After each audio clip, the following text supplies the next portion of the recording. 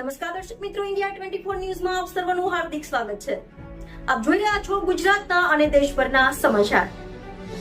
ગણપતિ વિસર્જનમાં જે અકસ્માતો બનતા હોય છે, લોકો ડૂબી જતા હોય છે, શું કહેશો?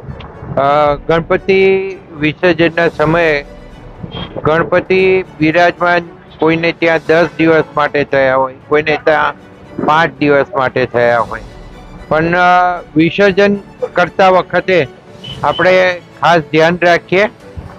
નદીમાં કે કેનાલમાં આપણે ઉતરવાની જરૂર નથી. વ્યવસ્થા ફાયર બ્રિગેડ મ્યુનિસિપાલિટી તરફથી કરવામાં આવી હશે તો ગણપતિ આપણે એમને આપીને એનું વિસર્જન થાય એવું આપણે કરવાનું રહેશે. અને બહાર આપણે ગણપતિની પૂજા કરી અને એમના હાથમાં પધરાવીને એ અંદર પધરાવે એ સિસ્ટમથી જ ગણપતિનું આપણે વિસર્જન કરીએ.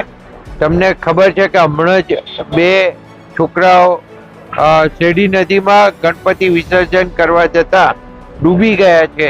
તો આ બનાવ ફરીથી ના બને એના માટેની આપણે સૌ ખાસ કાળજી રાખીએ અને જે સિસ્ટમ બનાવી છે એ સિસ્ટમને ફોલો કરીએ. અને ગણપતિના નંબર વાઇઝ વિસર્જન હશે તો એ પણ પોલીસની વ્યવસ્થા હશે તો પોલીસની વ્યવસ્થામાં આપણે સૌ સહકાર આપીએ.